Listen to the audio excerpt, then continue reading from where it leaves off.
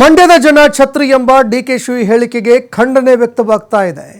DK Shivakumar ಅವರು ಈ ಕೂಡಲೇ ತಮ್ಮ ಹೇಳಿಕೆಗೆ ಸಂಬಂಧಪಟ್ಟಂತೆ ಕ್ಷಮೆ ಕೇಳಬೇಕು ಅಂತ ಮಂಡ್ಯದ ಜನತೆ ಒತ್ತಾಯ ಮಾಡ್ತಾ ಇದೆ. ಡಿಕೆ ಶಿವಕುಮಾರ್ ನಾಲಿಗೆ ಮೂಲಕ ತನ್ನ ವ್ಯಕ್ತಿತ್ವ ಪ್ರದರ್ಶನ ಮಾಡಿದ್ದಾರೆ. ಮಂಡ್ಯದ ಜನರ ಸ್ವಾಭಿಮಾನವನ್ನ ಕೆಣಕುವಂಥದ್ದು ಸರಿಯಲ್ಲ. ಇದಕ್ಕೆ ಸಂಬಂಧಪಟ್ಟಂತೆ ಕ್ಷಮೆ ಕೇಳದೆ ಇದ್ರೆ ಡಿಕೆ ಶಿವಕುಮಾರ್ ಮಂಡ್ಯಕ್ಕೆ ಬಂದಾಗ ಹೋರಾಟ ಮಾಡ್ತೀವಿ ಅನ್ನುವಂತಹ ಎಚ್ಚರಿಕೆ ಕೊಟ್ಟಿದ್ದಾರೆ. ಇನ್ನು ಸಾಮಾಜಿಕ ಜಾಲತಾಣದಲ್ಲೂ ಕೂಡ ಆಕ್ರೋಶ ವ್ಯಕ್ತವಾಗ್ತಾ ಇದೆ. ಮತ್ತೊಂದೆಡೆ ಡಿಕೆ ಶಿವಕುಮಾರ್ ಅವರ ಹೇಳಿಕೆ ವಿರುದ್ಧ ಹೋರಾಟಗಳನ್ನು ಕೂಡ ಮಾಡಲಾಗ್ತಾ ಇದೆ.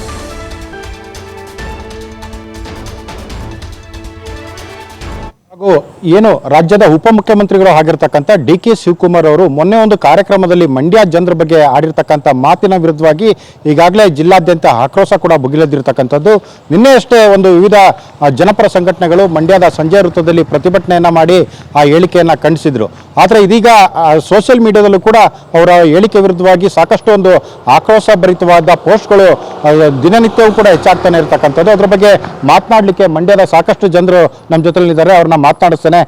ಮೊದಲಿಗೆ ಏನು ಹಿಂದೂ ಕಾರ್ಯಕರ್ತರಾಗಿರ್ತಕ್ಕಂಥ ಹಿಂದೂ ಸಂಘಟನೆ ಕಾರ್ಯಕರ್ತರಾಗಿರ್ತಕ್ಕಂಥ ಸಿಟಿ ಮಂಜುನಾಥ್ ಅವರು ಇದ್ದಾರೆ. ಅವ್ರನ್ನ ಮಾತನಾಡಿಸ್ತೇನೆ. ಸರ್, ಡಿ ಕೆ ಶಿವಕುಮಾರ್ ಅವರ ಈ ಒಂದು ಹೇಳಿಕೆ ಬಗ್ಗೆ ತಾವೇನು ಹೇಳ್ತೀರಿ? ಡಿ ಕೆ ಶಿವಕುಮಾರ್ ಅವರು ಒಂದು ರಾಜಕೀಯ ಪಕ್ಷದ ರಾಜ್ಯಾಧ್ಯಕ್ಷರು, ಹೆಚ್ಚಾಗಿ ಈ ರಾಜ್ಯದ ಉಪಮುಖ್ಯಮಂತ್ರಿ ಆಗಿರ್ತಕ್ಕಂಥವ್ರು, ಸಂವಿಧಾನಾತ್ಮಕವಾದಂಥ ಹುದ್ದೆಯಲ್ಲಿರ್ತಕ್ಕಂಥವ್ರು. ಅವ್ರ ಬಾಯಲ್ಲಿ ಈ ರೀತಿ ಮಂಡ್ಯದ ಬಗ್ಗೆ ಕೀಳು ಅಭಿರುಚಿಯ ಮಾತು ತರವಲ್ಲ. ಏಕೆಂತಂದ್ರೆ ಮಂಡ್ಯಕ್ಕೆ ಅದರದೇ ಆದಂಥ ಇತಿಹಾಸ ಇದೆ. BM ಶ್ರೀಕಂಠಯ್ಯನವರು, ಮೂರ್ತಿರಾವ್ ಅಂತವರು, ತ್ರಿವೇಣಿ ಅಂತವರು, ಮತ್ತು ಬೋಕನಕೆರೆ ಸಿದ್ಧಲಿಂಗಪ್ಪ ಯಡಿಯೂರಪ್ಪನಂತವರು, SM ಕೃಷ್ಣರಂತವ್ರಿಗೆ ಜನ್ಮ ಕೊಟ್ಟಂಥ ಜಿಲ್ಲೆ ಅಂತಂದರೆ ಇದು ಮಂಡ್ಯ ಜಿಲ್ಲೆ. ಮಂಡ್ಯ ಎದ್ರೆ ಇಂಡಿಯಾ ಹೇಳ್ತಾರೆ ಅಂತ ಹೇಳ್ತಾರೆ, ಮಂಡ್ಯ ಗೊತ್ತು ಇಂಡಿಯಾ ಗೊತ್ತು ಅಂತ ಹೇಳ್ತಾರೆ. ಆದರೆ ಶಿವಕುಮಾರ್ ಅವರು ಕಳೆದ ಬಾರಿ ಚುನಾವಣಾ ಸಂದರ್ಭದಲ್ಲಿ ನನಗೆ ಅಧಿಕಾರ ಕೊಡಿ, ಪೆನ್ ಕೊಡಿ ಅಂತೇಳಿ ದುಂಬಾಳು ಬಿದ್ದು ಗೋಗರ್ದು ಇಲ್ಲಿ ಬಂದು ಪ್ರಚಾರ ಮಾಡಿದ್ರು.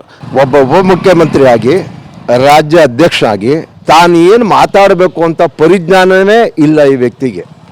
ಒಂಥರ ಐಲ್ ದೊರೆ ಇದ್ದಂಗೆ.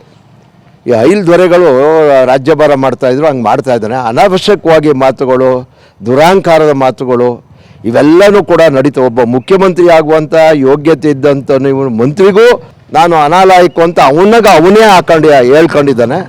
ಕಾರ್ಯಕ್ರಮದಲ್ಲಿ ವೇದಿಕೆ ಮೇಲೆ ಮಂಡ್ಯ ಜಿಲ್ಲೆ ಛತ್ರಿಗಳು ಇಳಿಸಿ ಕೆಳಗಡೆ ಅನ್ನೋ ಒಂದು ಪದ ಇದೆಯಲ್ಲ, ಅದು ಸ್ಪಷ್ಟಪಡಿಸ್ಬೇಕು. ನೀವು ಕಾಂಗ್ರೆಸ್ನವ್ರಿಗೆ ಹೇಳಿದ್ದೀರಾ ಅಥವಾ ಮಂಡ್ಯದವ್ರಿಗೆ ಹೇಳಿದ್ದೀರಾ ಅನ್ನೋದು ಸ್ಪಷ್ಟಪಡಿಸ್ಬೇಕು ಧೈರ್ಯವಾಗಿ. ನೀವು ಹೆಂಗೆ ಸ್ವಾಗತ ಮಾಡೋಕ್ಕಾಗತ್ತೆ? ಮಂಡ್ಯ ಜಿಲ್ಲಾ ಜನತೆಗೆ ಮಾಡಿರುವಂಥ ಅವಮಾನ.